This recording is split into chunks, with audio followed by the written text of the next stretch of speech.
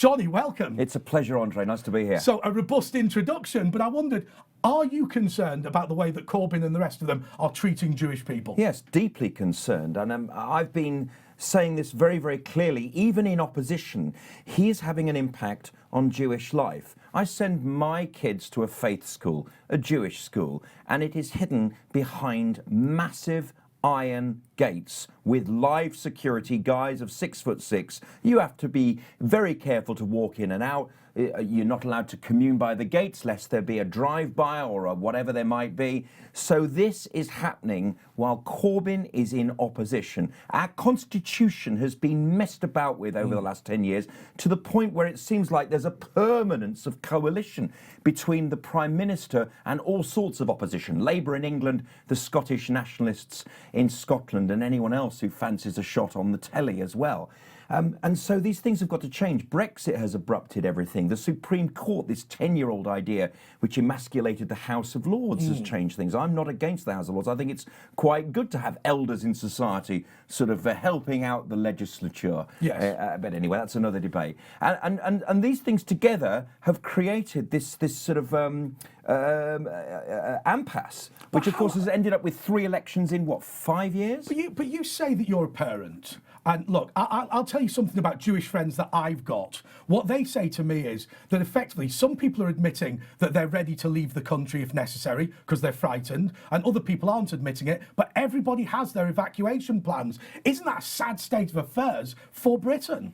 Especially when you are cultured in being British and suddenly there are 500,000 members of the Labour Party who sort of tell you you're not exactly. You know, when you're born in Birmingham, like me, my father was born in Birmingham, my grandfather was born in Birmingham, 115 years ago.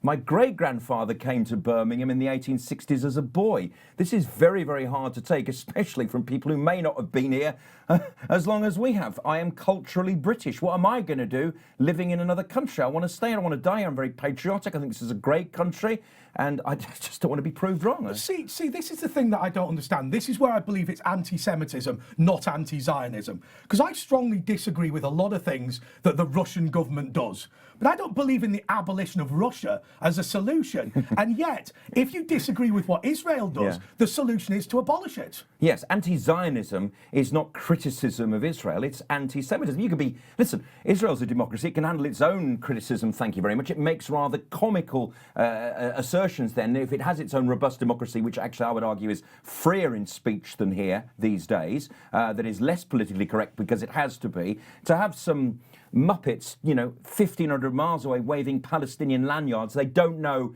the country, they don't know what it's about. It's comical, it's nonsense. Anti-Zionism, the removal of Jews from Israel, from the Levant coast, that's a Holocaust. Absolutely. And you often hear this, from the river to the sea, Palestine will be free. Now that to me just sounds like ethnic cleansing.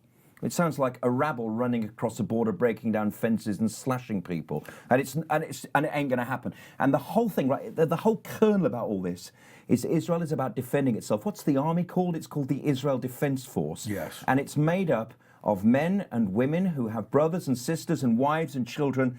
And, we're talking about a border which is 9 miles from Tel Aviv at the sort of narrowest point. Yes. This is about survival. This is about the absolute survival of the people. They don't particularly want to fight. When you join the British Army, Richard Kemp told me the other week that he joined to fight. For the Israeli Army, if you join, it's about defending your family, which is, you can just about see them. So I suggested in my opening that the far left have hijacked the Labour Party, and the reason they hate Jewish people is because because they believe that Jewish people support the status quo, i.e. capitalism in the West. Is that your view? I mean, they'll attack Jews whether they're rich or poor. The Labour Party was traditionally for Jewish people because between 1945 and 2009, the Jews were, on the downside. They were setting a state up. The Israeli Jewish state was, 50 or 60 years old. It had had wars every 12 or 15 years from very hostile neighbours. And suddenly, around about, I think, the credit crunch, things started to change.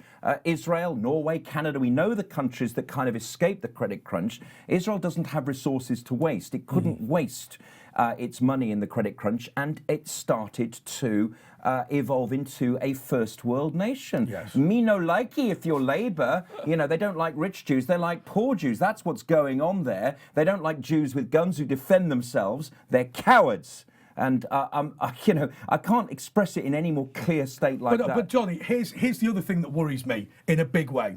We all know that anti-Semitism is a vote winner for the Labour Party. And so, in fact, whilst there's people like me and people who watch shows like this who are supportive of the Jewish community and feel bad, the majority of Labour politicians see a benefit at the ballot box. Yeah, a man of peace is the biggest lie that could be said about Jeremy Corbyn. Yes. If he was a man of peace, then he would engage with Israel, with Jewish leadership, not talk about Netanyahu being this, that and the other. By the way, as I say, Israel's got its own democracy. Benny Gantz has also failed in trying to create a coalition government. That's the kind of politics that we have in Israel, where the whole country wants to be prime minister. The whole country thinks it can do a better job than everyone. Hang on, and eventually everyone gets a chance. Hang on, sorry. The Jewish community being argumentative amongst itself. Well, Jonny, I simply don't believe it. Yeah, you know, 2 Jews, 4 opinions, maybe 5. But you know, this is an ideological nonsense, and it is very easy to take apart the Corbyn position when you consider that actually all he stands for is being an enemy of the United States and all its allies, including us, including Britain. Well, that's absolutely right. When Jeremy Corbyn says sometimes it's important to speak to people with whom you profoundly disagree, he's never done that in his life. Had he done that, he would have had some credibility when he called Hamas and Hezbollah his friends. But actually, it always upsets me about the way he talks about the Northern Irish peace process. He didn't have any contribution. The reason he was talking to the IRA was because he supported them and wanted them to win their terrorist war. In my multiple identities, I'm a Brummie as well. And for him to rock up at Birmingham Poly, at what is now called the City University, on the anniversary of the Birmingham pub bombings, was trolling the victims. Birmingham's community of British people, of Brummies, and he got a welcome from a few people, didn't he, when he got out of his trailer, from a few men of a certain age who remember it from 1974. It really upset me. It really upset me because he was trolling them as well. But the problem is, if you are an ordinary Brummie who has been a Labour supporter in the past, who is patriotic, who believes in freedom for this country, independence, anti-racism, you've got a real problem. I say what you've got to do is vote for the Conservative Party or the Brexit Party, even if you only do it once. Yeah, he's a London sort. He ain't Labour like me. That's the kind of message, and you get it up in the north as well. Fantastic. That is Jonny Gould from Jonny Gould's Jewish State, the podcast. Make sure you check it out.